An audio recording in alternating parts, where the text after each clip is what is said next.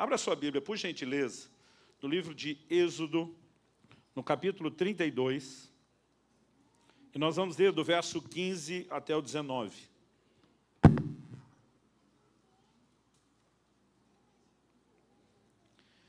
Êxodo 32, de 15 a 19. Esse texto vai ser o nosso ponto de partida e uma espécie de trilho para o que eu quero compartilhar com vocês. E antes mesmo de ler o texto, eu gosto sempre de chamar a leitura do Antigo Testamento pela ótica do Novo. Em Romanos 15, 4, a Bíblia diz: tudo quanto foi escrito para nosso ensino foi escrito. Nada está ali por acaso. Em 1 Coríntios 10, 11, Paulo diz que essas coisas que aconteciam ao Israel do Antigo Testamento foram escritas para nossa advertência, para nosso exemplo, de nós, de quem são chegados os fins dos tempos. Então, eu gosto sempre de ler isso, não apenas como registro histórico, não apenas como uma menção da cronologia da vida de alguém ou de um povo, mas sempre buscando lições práticas. E o que eu quero compartilhar hoje não diz respeito apenas a uma orientação prática para você enquanto indivíduo. Eu creio, que isso é parte de um combo, de uma direção de Deus para nós como igreja, principalmente pensando no que Deus fará daqui para frente e o como nós precisamos estar preparados para esse lugar onde Deus deseja nos levar. Então vamos lá. Êxodo 32, de 15 a 19, diz: Moisés voltou-se, desceu do monte com as 2 tábuas do testemunho nas mãos. Tábuas escritas de ambos os lados, de um e de outro lado estavam escritas. As tábuas eram obra de Deus. Também o que estava escrito tinha sido escrito pelo próprio Deus, esculpido nas tábuas. Quando Josué ouviu a voz do povo que gritava, disse a Moisés: há um alarido de guerra no arraial. Moisés respondeu: o que eu ouço não é alarido de vencedores nem de vencidos, mas alarido de pessoas cantando. Logo se aproximou do arraial e viu o bezerro e as danças. Moisés ficou muito irado.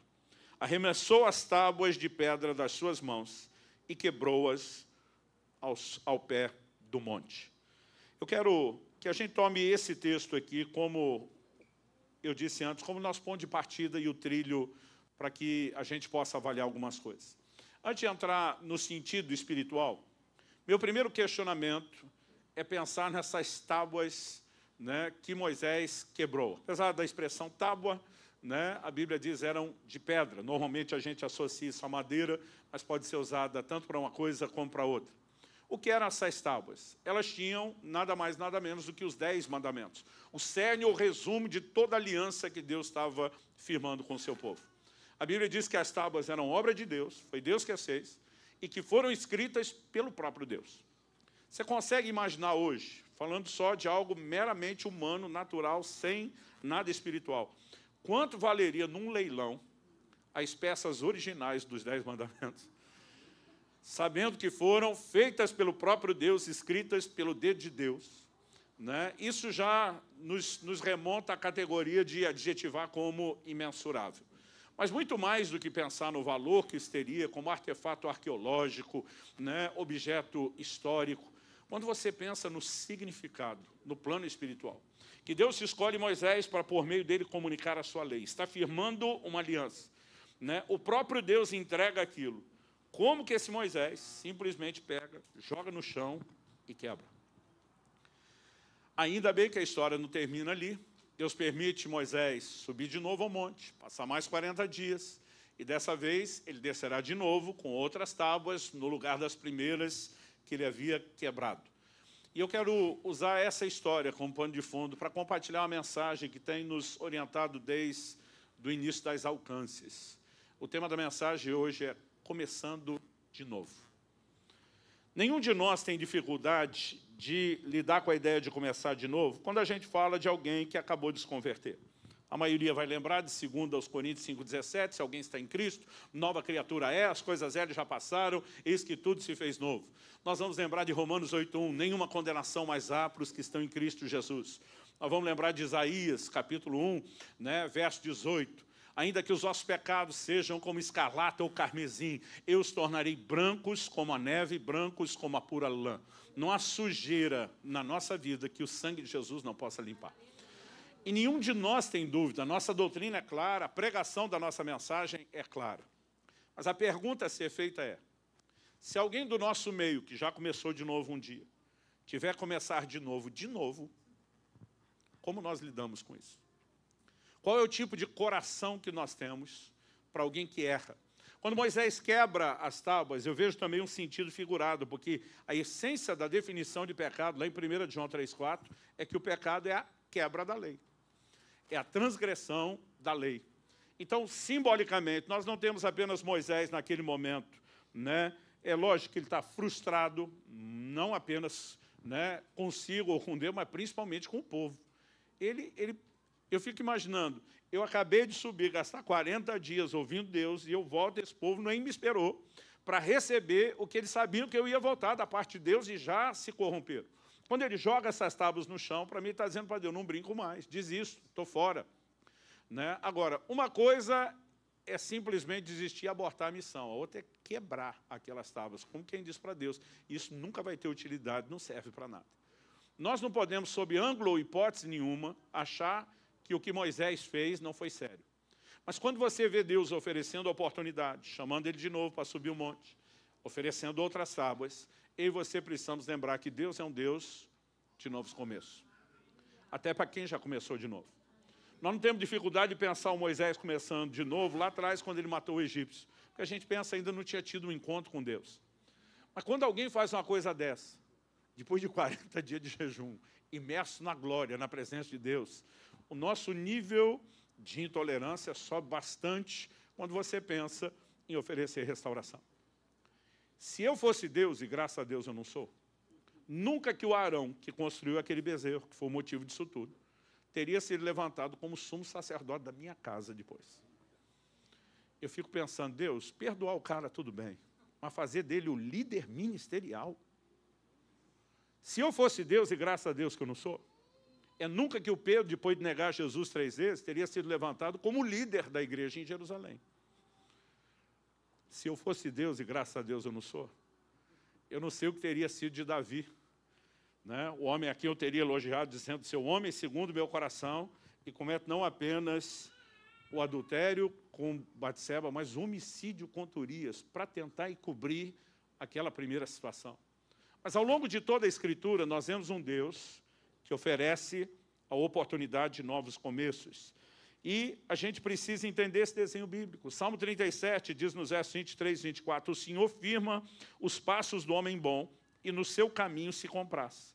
Se cair, não ficará prostrado, porque o Senhor o segura pela mão. Primeira ideia é, o Senhor firma os passos do homem no seu caminho. Qual a ideia de firmar os passos? É que não caia. Se cair, no entanto, não ficará prostrado, porque o Senhor lhe estende a mão. A ideia e o plano de Deus, gente, é que não se peque. Ponto final. 1 João 2,1. Essas coisas vos escrevo para que não pequeis. Se, contudo, no entanto, todavia, entretanto, apesar disso, alguém pecar, temos um advogado para com o Pai.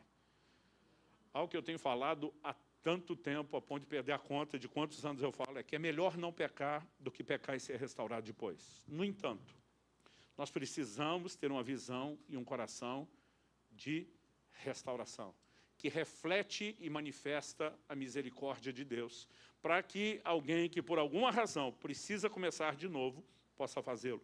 Provérbios 24:16 diz, porque 7 vezes cairá o justo e se levantará, mas os perversos são derribados pela calamidade.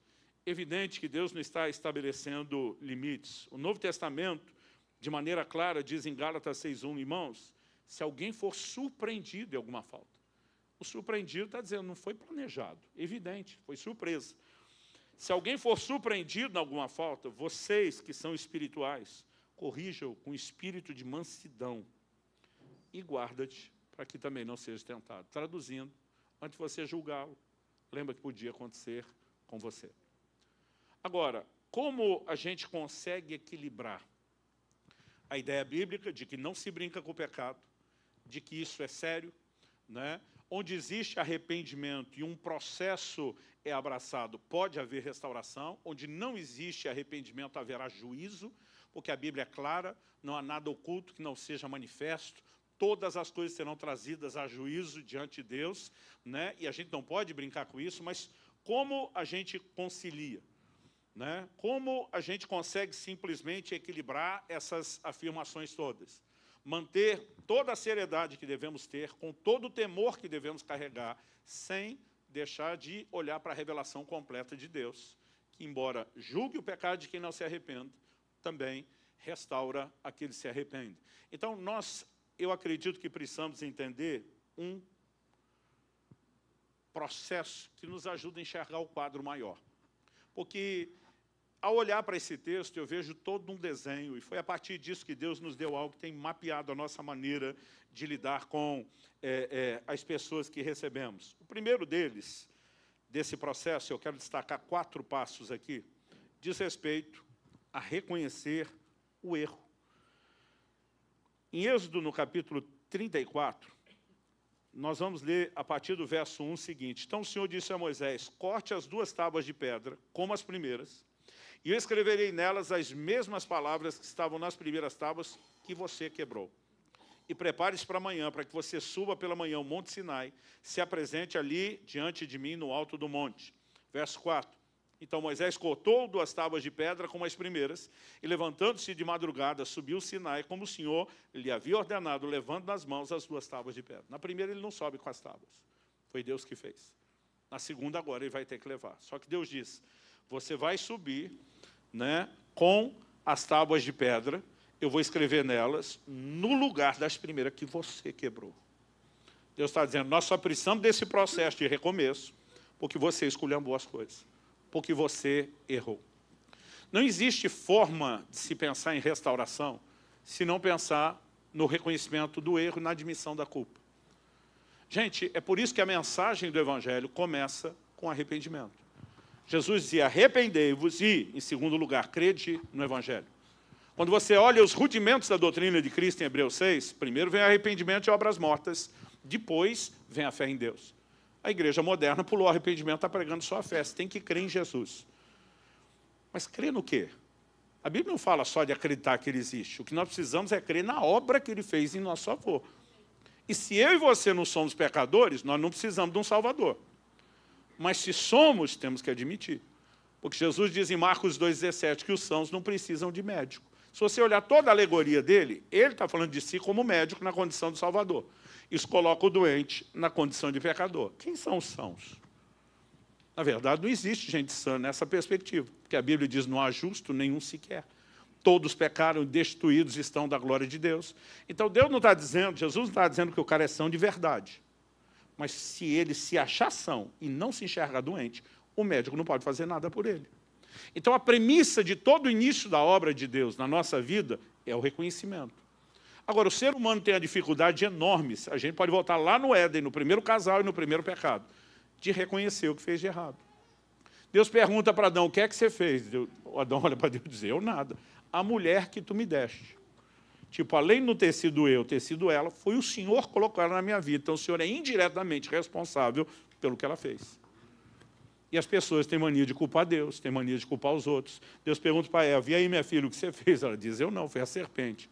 Então, quem não culpa Deus ou os outros, está culpando Satanás. Mas a maioria das pessoas tem dificuldade de admitir culpa. Reconhecer o próprio erro. Nossa dificuldade não é enxergar erro, é enxergar o nosso. Porque o cisco no olho do irmão, Jesus disse que a gente vê de longe. O problema é enxergar a trave no nosso olho.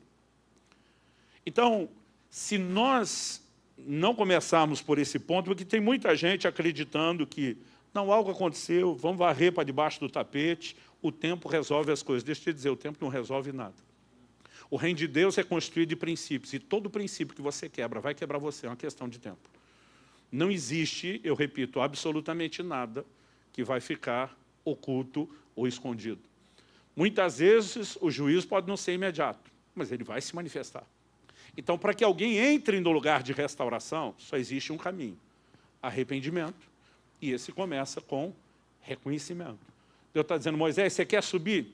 Quer começar o processo de novo? Ok, vamos lembrar que você é o culpado. Se você quer saber quem é o grande responsável, né, por muita coisa, como a gente gosta de dizer lá no Brasil, pela maionese ter desandado, por muita coisa ruim está acontecendo, o lugar mais fácil de você encontrar esse responsável é na frente do espelho. Embora a gente gosta de terceirizar para os outros. Eu me lembro logo no início da nossa igreja, recebi uma família que estava chegando de outro lugar, dizendo que precisava de ajuda, né, que realmente tinham se perdido no meio do caminho e precisavam de restauração. Eu falei, me fale como está a sua vida. E depois de ouvir aquele camarada um tempão, falar de tanto pecado que ele cometeu, de uma maneira que ele não fazia nem antes da conversão. Eu, abismado, olho para ele e falo, como é que você chegou a esse ponto? De viver uma vida tão pior depois de conhecer Jesus do que o que você vivia antes? Ele olhou para mim e falou assim, é porque eu não fui pastoreado. Eu falei, não, tu está de brincadeira. Se o que você está esperando de pastoreamento seja que a gente bote uma coleira em você, ou que a gente monitore 24 horas por dia e te dê um mata-leão cada vez que você tentar pecar, isso não vai acontecer. Eu falei, nem Deus fez isso. Ele deu o direito de escolha, ele dá todas as advertências, mas ele não vai proibir. Agora, a pessoa não é responsável de nada, é que alguém tinha que estar cuidando dela e não fez. Como que uma pessoa dessa será restaurada? Se não dá o primeiro passo de reconhecer, de admitir responsabilidade. Não tem jeito. Por outro lado, eu lembro de uma outra conversa que eu tive com outro casal. Quando eles chegaram, eu perguntei qual o motivo de vocês procurarem criar conversa. Ele falou, pastor, nosso casamento está feio, está por um fio, e nós viemos buscar ajuda. Eu falei, eu vou querer ouvir os dois. Quem fala primeiro? O marido apontou para a mulher e falou, ela. E pensa na mulher que descascou o marido. Mas acabou com ele. E quando ela terminou de falar, eu falei para ele, e aí, o que você tem a dizer? Que normalmente você tem sempre duas versões, né? Ele falou, nada. Eu falei, como nada? Ele falou, não, tudo que ela falou é verdade. Ela está certa, eu sou o único errado aqui. Gente, eu queria parar aquela conversa, soltar rojão, fogos. Vou completar em dezembro agora 31 anos de ministério pastoral. Eu nunca vi isso na vida. Alguém falar, sou eu sou o problema. Né? Agora, evidente que no caso desse segundo casal, dessa outra família, foi muito mais fácil trabalhar a restauração. Porque quando se dá o primeiro passo, fica mais fácil experimentar o restante. Quem está entendendo, diga amém. Agora, em segundo lugar, a gente precisa entender que não é só reconhecer o erro. As pessoas têm que aprender a lidar com as consequências dos seus erros. Né? Nós precisamos entender isso. Nossas escolhas geram consequências. E mesmo que Deus bondosamente nos permita recomeçar, isso não significa que nós estamos isentos de lidar com consequências. Então, Deus diz para Moisés, você vai subir o monte de novo. Mais 40 dias. Né? Basicamente, Deus está dizendo, você vai voltar lá no início do processo onde você reprovou. É como alguém reprova no ano letivo escolar, vai ter que voltar e fazer tudo de novo, mesmo as matérias que não tinha reprovado. Né? E não adianta simplesmente a pessoa, né, dizer, puxa, mas eu me arrependi diante de Deus. Vou ter que lidar com as consequências? Vai.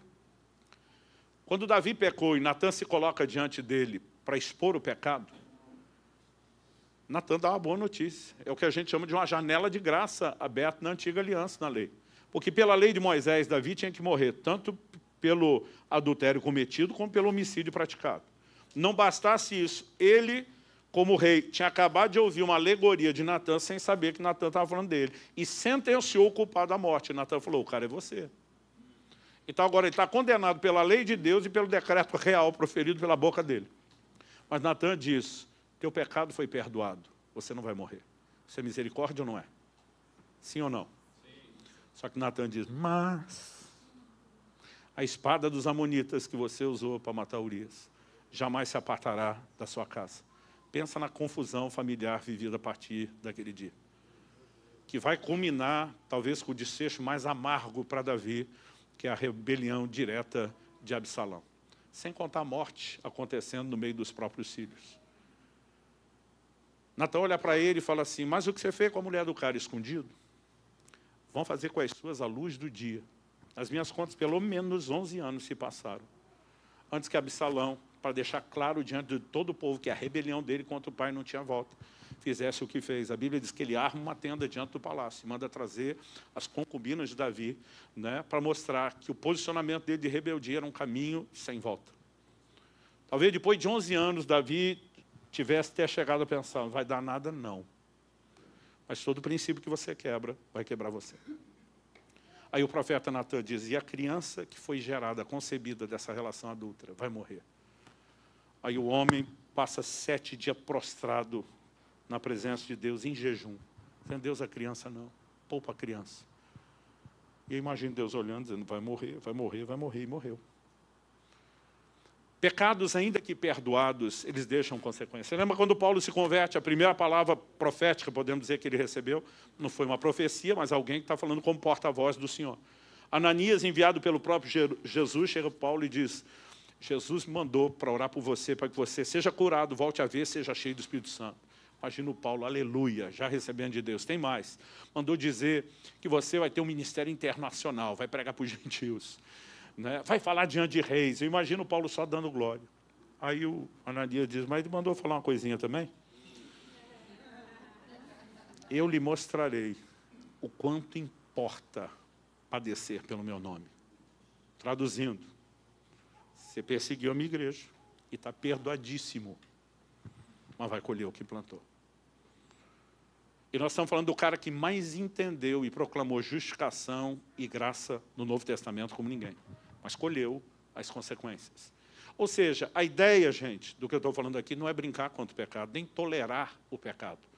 O que nós precisamos entender é que Deus odeia o pecado, por conta da separação que gera, de todas as consequências. Mas Ele segue amando o pecador. E a gente precisa separar ações das pessoas. E como igreja, nós somos um ambiente que vai receber pessoas que precisam de restauração. No início da nossa história, o Senhor falou comigo de maneira clara. E a gente entendeu que isso não era só para Curitiba e serviria, né, para os alcances de uma forma geral. É lógico que o contexto é todo o reino, mas isso é uma direção para nós. Ele me disse assim, estou lhe confiando uma caverna de Adulão. Eu gelei.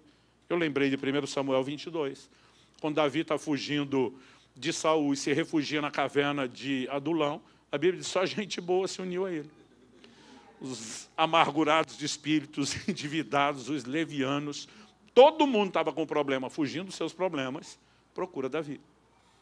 E o Senhor diz, vou lhe confiar. Então, eu lembro que eu reúno nossa equipe e digo, gente, nós precisamos ter uma mentalidade que trabalhe e ofereça restauração, misericórdia às pessoas. E nós começamos a entender um desenho, olhando e somando tudo aquilo que a palavra de Deus diz. Porque em Neemias 4:2, alguém que estava zombando do processo de reconstrução dos muros, pergunta, renascerão acaso dos montões de pó as pedras que foram queimadas? Sabe o que é curioso? Esse povo não decidiu reconstruir com pedra nova. Pega as pedras em ruína e queimadas. Diz, aquelas mesmas compuseram essa muralha um dia. Vão voltar a fazer parte dela. Nós vamos reaproveitar o material. E é assim que Deus trabalha quando diz respeito a gente. Graças a Deus que as pedras queimadas não são descartadas. Elas podem ser reutilizadas, elas podem ser reaproveitadas. Mas, para isso, existe necessidade de um processo. A gente percebe que alguns têm dificuldade disso. De reconhecer, né, o próprio erro e assumir responsabilidade. O segundo aspecto, como eu já introduzi aqui, diz respeito a aceitar consequências. Davi passa um apedrejamento público de Simei, e todo líder que peca vai viver o apedrejamento público. Ele realmente, né, se expôs àquilo. Mas o que eu e você precisamos entender é que, apesar de lidar com consequências, e tem gente que quer restauração sem admitir o erro, impossível. Tem gente que reconhece, assume a responsabilidade, mas não quer consequência. Outro dia é bondade. No início do ministério, quase 30 anos atrás, uma pessoa me aborda e ela fala assim, a gente estava lidando com o caso de um líder que tinha caído em pecado moral. E como igreja nós temos que ser sérios em relação a isso. A Bíblia diz que antes de ser estabelecido, um bispo tem que apresentar qualificações. E quando você pega a lista de qualificações, só uma, de 16 lá em 1 Timóteo 3, diz respeito à habilidade, apto para ensinar. As outras 15 são traços de caráter, porque liderança é fundamentada no exemplo. Agora, a pessoa não tem que ter qualificação só para entrar e depois entrou, está vitalício, tipo concurso público. Ninguém me tira. O apóstolo Paulo diz em 1 Coríntios 9, verso 27, eu esmurro meu corpo, eu reduzo a escravidão, para que depois de ter pregado não venha a ser desqualificado. Então, a mesma pessoa que qualificou para entrar pode ser desqualificada a ponto de ter que sair.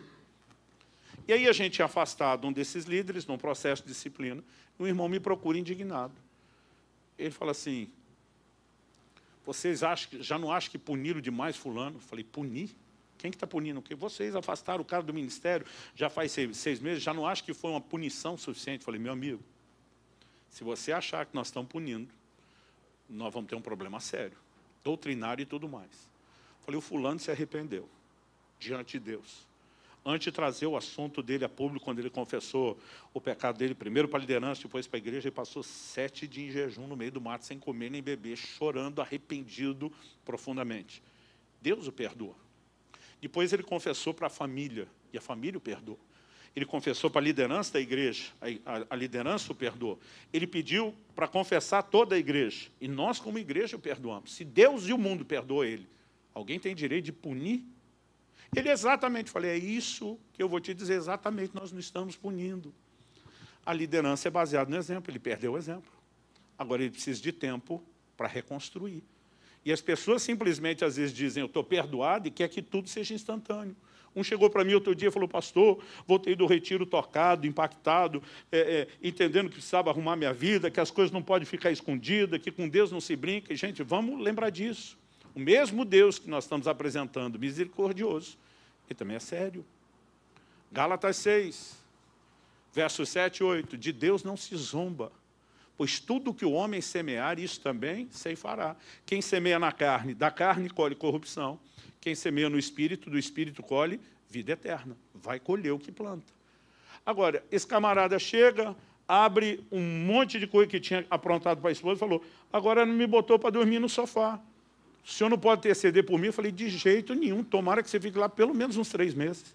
Ele, que isso, pastor? Deus me perdoou. Eu falei, Deus te perdoou, sua mulher te perdoou, nós te perdoamos. Agora, você arrebentou o coração dela. E você precisa respeitar o tempo que ela precisa para ser curada. Você precisa ganhar a confiança dela, mostrando de fato que teve um encontro genuíno com Deus. Não é porque você reconheceu o erro que não vai ter que lidar com consequência.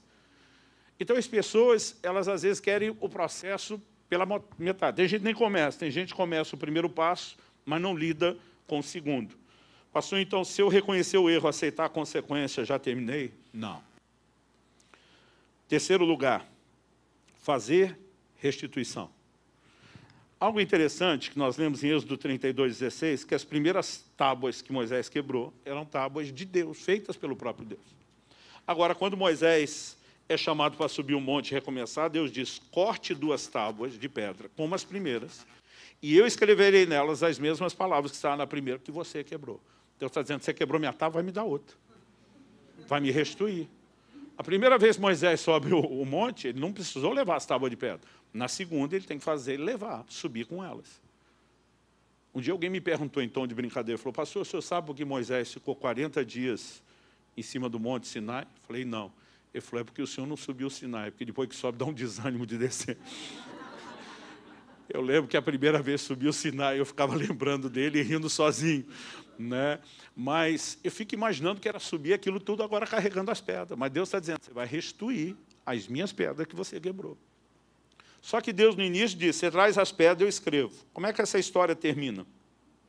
No verso 28 de Êxodo 34, a Bíblia diz, 27 e 28, o Senhor disse ainda a Moisés, escreva essas palavras, porque segundo o teor dessas palavras fiz aliança com você e com Israel. Moisés esteve ali com o Senhor 40 dias, 40 noites, não comeu pão nem bebeu água, escreveu nas tábuas as palavras da aliança, as 10 palavras. No início Deus disse para Moisés, você traz a tábua e escreve. Depois Deus disse, quer saber? Agora você também escreve. Eu não vou escrever de novo o que eu já escrevi a primeira vez. Isso é parte de um processo, restituição. Quando Zaqueu, diante de Jesus, disse, se em alguma coisa eu defraudei alguém, eu quero uma brincadeira o publicano falar isso, porque ele vivia de defraudação. Ele falou, eu vou restituir 4 vezes mais, ainda vou dar recursos para os pobres. Jesus olha e diz, hoje entrou salvação nessa casa. Porque não é apenas alguém que reconhece o erro, que está disposto a lidar com consequências, mas levar o processo adiante, que envolve restituição. Restituição não é só física, gente. Mas até isso, se tiver alcance, tem que acontecer. Nós estávamos num dos nossos retiros de integração, anos atrás, e o irmão me procura chorando e falou, pastor, Deus falou uma coisa comigo que eu nem lembrava que eu tinha feito. Mas ele me mostrou uma cena, deu ainda adolescente, roubando a galinha do sítio vizinho, da chácara vizinha da nossa. E Deus mandou eu voltar e restituir a galinha que eu roubei. Eu olhei para ele e falei, e qual a dificuldade? Ele falou, pastor, o problema é na galinha, eu dou o galinheiro inteiro. É a vergonha de ter que admitir. Eu falei, é isso que Deus está querendo mexer. Não é só restituir a galinha. Interessante, quando ele foi, a mulher ficou tão emocionada, ela falou, nunca vi isso na vida.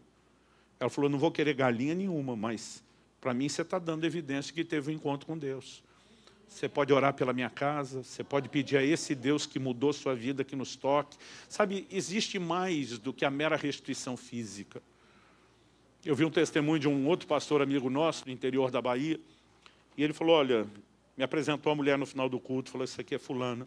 Isso aqui durante anos foi uma das mães de santo mais temida aqui da região, pelo tipo de trabalho que ela fazia. E ela teve um encontro maravilhoso com Cristo. Ele disse, ela tem andado pelas ruas da cidade, só esperando que as pessoas a reconheçam. Cada um reconhece, ela para e diz, eu preciso te pedir perdão. Quando eu fazia as coisas que vocês me pagavam fazer, eu estava na ignorância, eu não conhecia a verdade. Hoje eu conheço e preciso não só anunciar isso às pessoas, mas eu também preciso te pedir perdão. Porque cada vez que eu fazia um trabalho para alguém, a pessoa virava as costas, eu mesmo amaldiçoava, para que voltasse com outros problemas, para eu continuar tirando dinheiro com os meus trabalhos. Ela diz, hoje eu conheci a verdade. Ela diz, não tenho dinheiro para restituir o que vocês me pagaram. Porque nada disso, por mais dinheiro que entrasse, fica. Porque quando não tem bênção, gente, a coisa desaparece. Ela dizia, mas eu preciso, no mínimo, pedir perdão. Eu fiquei impressionado. É difícil você ouvir alguém que sai não apenas pregar, mas procurando restituir o que fez. Restituição pode ser emocional. Tem gente que peca contra o outro, pede perdão para Deus, mas não vai pedir perdão para quem ofendeu. O pacote de restituição ele precisa ser maior. Eu perguntei para aquele pastor, mas quanto tempo a mulher está fazendo isso? Na minha cabeça ali, 1 a 2 semanas é fácil. Ele falou, pastor, há mais de 1 ano nesse momento. Ela anda diariamente na rua, várias horas por dia, só para criar oportunidades de fazer as restituições. Então, quando a gente percebe isso, é um quadro extraordinário, fantástico. E há pessoas, né, que vão precisar desse entendimento. Não é apenas o reconhecimento do erro, assumir a responsabilidade, nem só a disposição de lidar com as consequências, mas também envolve praticar restituição. Mas durante os primeiros anos do nosso ministério, o trilho era só essas primeiras 3 partes. Eu não enxergava a quarta. Pastor, qual é a quarta parte? Completar a missão. Qual a missão que Deus entrega a Moisés no início? Ele diz, você vai ensinar a minha lei, a minha palavra ao povo. Moisés desce do monte, quebra as tábuas e não ensina ninguém. E aí Deus diz, não vou te dar a oportunidade só de consertar o seu erro diante de mim. Eu quero que você finalize a missão. Como é que Êxodo 34 nos mostra a história terminando? Verso 29 de Êxodo 34 diz, quando Moisés desceu do monte Sinai, tendo nas mãos as 2 tábuas do testemunho, sim, quando desceu do monte, Moisés não sabia que a pele do seu rosto resplandecia, depois de Deus ter falado com ele. Quando Arão e todos os filhos de Israel olharam para Moisés, eis que a pele do seu rosto resplandecia, e ficaram com medo de chegar perto dele. Então Moisés o chamou, Arão e todos os chefes da congregação foram até ele, e Moisés lhes falou. Falou o quê? Verso 32. Depois, agora o segundo turno, vieram também todos os filhos de Israel. Antes eram os chefes da congregação, agora todo o povo, aos quais Moisés ordenou tudo o que o Senhor lhe havia falado no monte Sinai. Então a história termina agora com Moisés completando a missão. Foi nesse momento que Deus falou comigo, sua visão de restauração está incompleta. Você abriu o seu coração para que a igreja fosse uma caverna de Adulão, para que as pessoas chegassem para ser restauradas, mas você só acredita que elas podem ser restauradas a ponto de ser salvas e viver um pouco melhor do que estava vivendo. Mas a maioria desses que veio para começar de novo, você não consegue acreditar que eles possam estar envolvidos ministerialmente. E Deus me disse, você vai ter que repensar isso. E eu lembro que aquilo foi um choque. Na hora o Senhor falou, você percebeu a sua dificuldade de pregar sobre Sansão? Eu falei, não tem muita coisa para pregar do Sansão, né? A não ser que ele não foi um exemplo a ser seguido. E o Senhor me disse, esse é o seu equívoco, é não entender a restauração final de Sansão. A Bíblia diz que ele matou mais filisteus no dia da sua morte do que durante toda a vida. Quando o anjo anuncia o nascimento dele, qual é o propósito primário que é apresentado? Ele libertará Israel da mão dos filisteus. Essa era a essência do propósito. O que ele não fez a vida inteira, agora no final, arrependido de uma vez, ele faz mais do que uma vida inteira. Está colhendo as consequências, ele reconhece seu erro, ele está ali pedindo misericórdia a Deus e a oportunidade de consertar, ele teve que lidar com as consequências, foi feito um prisioneiro, refém, escravo, virou objeto de zombaria, perdeu sua visão, porque o pecado, mesmo que perdoado, jamais nos permitirá viver o plano completo de Deus. Mas ele está dizendo, Senhor, ainda que eu tenha que lidar com tudo isso, eu tenho um projeto para terminar, há um propósito a ser cumprido. Mesmo que eu morra mais cedo, mesmo que eu tenha que pagar com a minha vida, me deixa cumprir o propósito. E nesse último momento, o que Deus lhe permite viver é o cumprimento do propósito de uma maneira que nem somando todos os seus dias juntos, ele tinha conseguido fazer. E nós precisamos desse entendimento. O que eu estou compartilhando hoje não visa apenas ajudar alguém de vocês, talvez precise avaliar se você está nesse trilho, onde está e o que está faltando. Mas nós precisamos de uma mentalidade, de uma cultura bíblica para receber as pessoas que Deus está dizendo que vai trazer para ser restauradas nesse lugar. Então, não significa que a gente faz vista grossa, o pecado tem que ser chamado de pecado e não tem outra forma de tratar com ele. Tem que ter arrependimento, reconhecimento do erro e da responsabilidade, tem que se lidar com consequências, tem que ter os processos como de restituição, mas, gente, isso não significa não completar a missão. Naquele dia, Deus me falou, você não entendeu o propósito da caverna de Adulão. A ideia não é só que Davi recebesse aqueles homens. Quem esses homens se tornaram? O maior exército de conquista que você vai encontrar em toda a Escritura. Foi liderado por Davi, e eram esses homens que chegaram naquele estado. Desde que haviam entrado na terra de Canaã, a terra prometida, nunca possuíram a plenitude da terra, nunca. Por centenas de anos, desde a entrada liderada por Josué, a nação de Israel nunca tinha possuído. Quem foi o homem que os lidera a possuir tudo? Davi. A Bíblia diz que quando Salomão assumiu o trono para reinar, não tinha mais guerra, havia paz, porque não tinha mais inimigo para ser sujeitado. Todo mundo tinha sido sujeitado. E esses homens restaurados se tornaram parte do maior exército de conquista que a nação de Israel jamais teve. Porque o plano de Deus não é só restaurar pessoas, é fazer deles soldados que compõem um exército, que vão cumprir os planos e o propósito de Deus. Quem está entendendo? Ezequiel 37, a gente fala do vale de ossos secos, que não há quadro que não possa ser mudado. Israel está vivendo o auge da apostasia. Nunca estiveram tão distante de Deus, em tamanho pecado, a ponto de dizer, nossa esperança cessou. Deus diz, ei, eu é que sei os planos que eu tenho a respeito de vocês. São planos de bem, não de mal, para dar um futuro, uma esperança. Deus está dizendo, tenho anunciado juízo enquanto vocês não se arrependem, mas se arrepender tem restauração. Aí por meio de Ezequiel ele dá a visão. Ele pergunta ao profeta, podem esses ossos voltar a viver? Ele responde o que ele responderia, tu sabes. Tipo, eu é que não me arrisco a falar. E o Senhor diz, profetiza para que o vento sopre. E aí nós temos aquela cena linda e extraordinária que termina como? A Bíblia diz, então se levantou um exército inumerável. O processo, o objetivo final da restauração é que um exército se levante.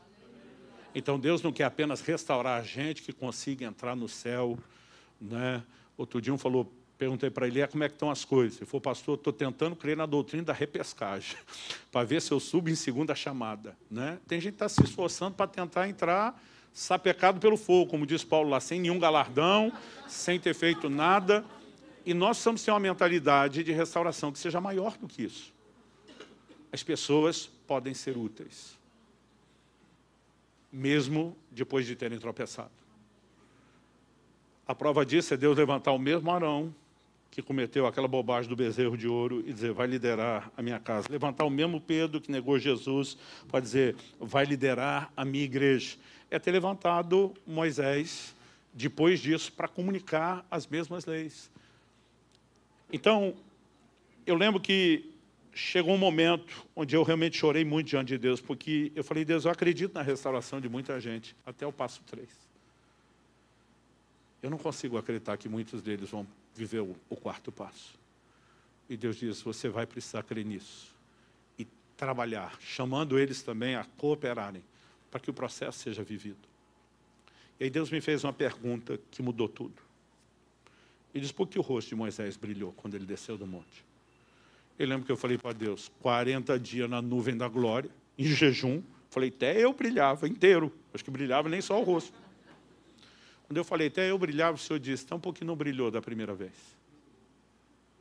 Falei, então não é 40, deve ser a soma, 80. Só vai dar resultado depois de 80. Há uma diferença entre o Moisés que desce do monte a primeira e o Moisés que desce do monte a segunda vez. Na primeira, quando Deus diz, Eu quero que você volte lá em Êxodo 32, para a gente ver esse desenho, porque é muito interessante. Quando Josué, que não está sabendo de nada, fala, olha, tem alarido de guerra, Moisés age com ele como quem diz, sabe de nada, inocente. E se fosse alarido de guerra, era canto ou de vencedor ou de vencido. Ou era um tipo de festa, ou era um tipo de pranto. E essas músicas não combinam nem com uma coisa nem com outra. Mas a verdade é que Moisés já sabia.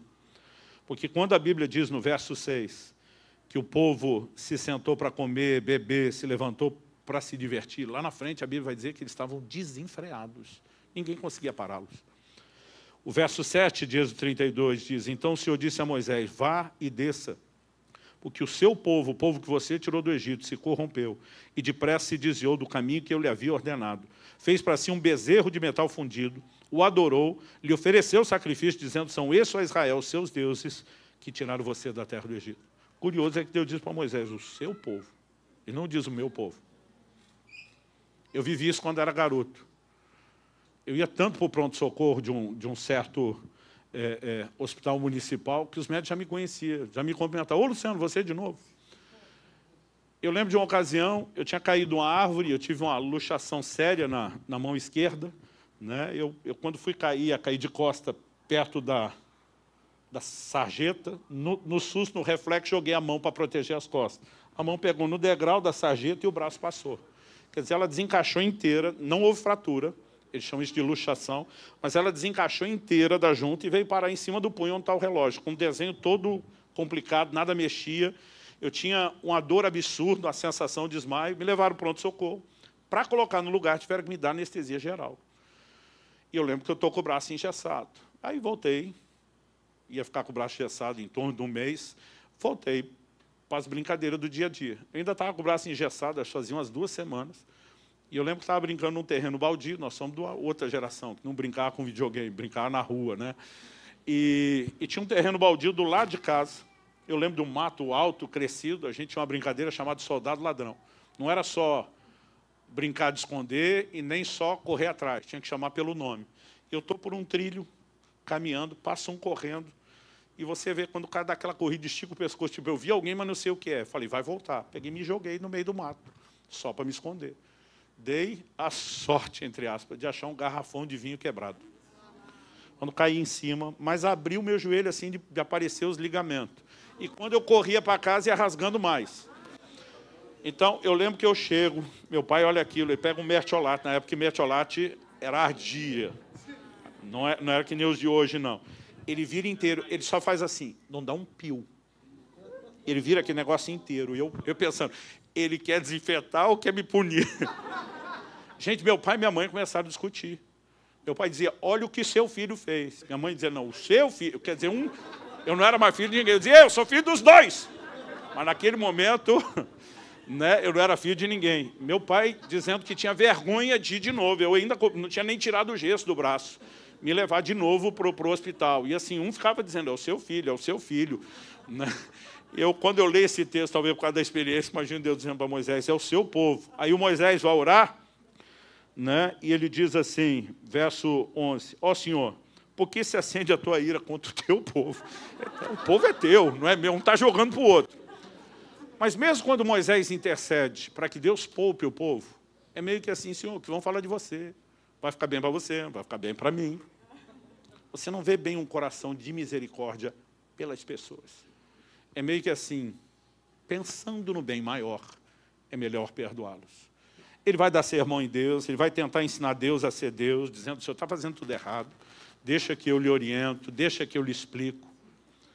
Mas alguma coisa dentro de Moisés não está legal, depois dele ter quebrado essas tábuas, porque no capítulo 33 ele diz para Deus, me mostra sua glória. Deus diz, Moisés, se eu aparecer para você de forma plena, você vai ser desintegrado, você não aguenta. Vamos fazer o seguinte, vou te botar na fenda da rocha, vou te cobrir com a mão. E quando eu passar e tirar minha mão, te deixo você me ver pelas costas. Eu vou te mostrar minha glória. Esse pedido é muito interessante. Por quê? Para responder esse pedido, Deus chama Moisés de novo para o monte e manda ele subir de novo com as tábuas. Então, o capítulo 34 começa com orientações, são a resposta ao pedido de ver a glória. E aí Deus diz o seguinte para ele, no verso 5. O Senhor desceu na nuvem, esteve ali junto de Moisés e proclamou o nome do Senhor. E Deus diz, vou cobrir com a mão, vou passar, vou proclamar o meu nome e depois eu tiro a mão. Então, e proclamou o nome do Senhor. O Senhor passou diante de Moisés e proclamou, o Senhor Deus compassivo e bondoso, tardio em irar-se, grande misericórdia e fidelidade, que guarda a misericórdia em 1000 gerações, que perdoa a maldade, a transgressão e o pecado, ainda que não inocente o culpado, e visita a iniquidade dos pais nos filhos e nos filhos dos filhos, até a 3ª e 4ª geração. Imediatamente Moisés curvou-se para a terra e adorou ao Senhor. Deus diz, Moisés, deixa eu te dizer quem eu sou. Eu não sou esse Deus vilão maldoso que você acha, que você tem que me ensinar a ser Deus. Deixa eu explicar para você quem eu sou. Eu sou Deus compassivo, bondoso, tardio em irar-se, grande misericórdia e fidelidade, que perdoa a maldade, a transgressão e o pecado, apesar, né, de que eu não inocente o culpado. É por isso que não existe arrependimento, jamais haverá manifestação da misericórdia. Mas mesmo Deus dizendo que não brinca com isso, ele leva Moisés a uma outra percepção. E agora Moisés que desce do monte, na segunda vez, desce com o rosto brilhando. E naquele dia o que Deus falou no meu coração foi, a minha glória jamais se manifestará na vida de pessoas que não entendem a misericórdia restauradora que eu ofereço às pessoas. E sabe, nós precisamos entrar num lugar onde a gente brilhe o brilho de Deus. Em primeiro lugar, vivendo o bom testemunho, né? Mensagens como do temor de Deus vão ter que voltar a ser pregadas no nosso meio. Porque as pessoas estão brincando com Deus. Um dia alguém perguntou para o meu filho numa entrevista pública num painel, e aí, você sente muito peso ou pressão de ser o filho do Luciano Subirá? Eu falei, gente, eu sinto pressão, peso e pressão de ser filho de Deus. Ser filho do Luciano Subirá é a menor delas. Ser filho de Deus, sim. É esse tipo de coisa que tem que trazer temor no nosso coração e não nos permitir brincar. E tem muita gente brincando. Mas o que as pessoas confundem é longanimidade com impunidade. Deus fala no livro do Apocalipse de uma mulher que ele rotula como Jezabel, dizendo, dê-lhe tempo para que se arrependesse da sua prostituição. Mas ela não quer se arrepender. Deus diz, eu vou prostrá-la de cama, bem como os que com ela adulteram. Eu vou matar os seus filhos. Quando Deus vai oferecendo tempo e misericórdia, e o juízo não costuma ser imediato, gente.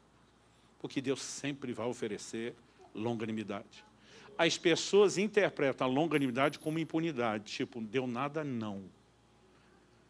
E quando se começa a brincar e não abraça a longanimidade, Deus vai deixar claro que impunidade não existe no reino de Deus. Então, assim, mas ao mesmo tempo que nós vamos ter que resgatar essa seriedade do temor a Deus e de saber que não há nada oculto que não seja manifesto, nós também vamos ter que ter o coração de misericórdia para que aqueles que no meio do processo se arrependem e percorrem um caminho de restauração tenham um ambiente de acolhimento, onde a gente brilhe e resplandeça de fato quem Deus é. Eu tenho certeza que nos próximos anos, Deus vai trazer gente quebrada, num nível e numa quantidade que nós nunca vimos antes. Mas a casa dele continua sendo um ambiente de restauração. E eu não creio que ele quer que essas pessoas apenas se salvem, sem poder ser úteis. Eu creio que Deus quer nos usar para que cada um deles chegue ao projeto final, que é completar a missão. Se aquilo que estamos falando de alguma coisa, em algum aspecto, ou alguma coisa daquilo que estamos falando, servir para você, amém. Mas a minha intenção hoje não é pregar aplicação individual. É que a gente pense nisso coletivamente. Para onde iremos, o que deve nos nortear, né? Que tipo de coração e espírito nós devemos ter, né? E, ao mesmo tempo em que preservamos todo o temor, reverência e zelo, dizendo, nós não vamos brincar com Deus. Nós também precisamos entender que ainda haverá restauração para aqueles que tropeçaram. Né? Evidentemente, continuo dizendo, é melhor não pecar do que pecar e ser restaurado depois. Porque o processo é doloroso. O processo, ele vai tomar tempo. Muita coisa vai ser perdida e comprometida, mas não significa o fim de tudo. Então, a Bíblia diz, o que está em pé, cuida para não cair. A ideia sempre será essa. Mas, para aqueles que tropeçaram, que ninguém desista, que ninguém aborte o que ainda pode ser salvo. Que haja um entendimento de restauração. E quando eu falo que a aplicação não é só individual, por quê? De repente a gente tem gente que até reconheceu o seu erro, mas não soube lidar com a consequência. Tem gente que até vai ao segundo tópico, mas não avança para o terceiro, para restituição e reparação. Mas tem gente que já chegou ao terceiro, mas jogou fora o chamado. E deixa eu te dizer, o mesmo Jonas, que é jogado fora do barco e a tempestade acalma, é o Jonas que, depois de arrependido, vai cumprir o plano e o propósito de Deus. Outro dia um falou, não, pastor, Deus me chamou um dia, eu não tenho dúvida disso. Mas eu estraguei tudo. Eu olhei para ele e falei, você acha que quando ele te chamou, ele não sabia as burradas que você ia fazer? E ainda assim ele te chamou. Ele olhou para mim e falou, nunca pensei nisso. Eu falei, mesmo sabendo que você meteu os pés pelas mãos, e eu lamento muito o que você fez. Era muito melhor que não tivesse feito. Mas isso não significa que você ainda não seja útil e que você não possa mudar a vida de pessoas. Paulo diz que com a consolação que nós somos consolados, nós consolamos os outros. A restauração que alguns de nós vivemos será inspiração para outros que precisam ser restaurados. Será advertência para que alguns não precisem ser restaurados.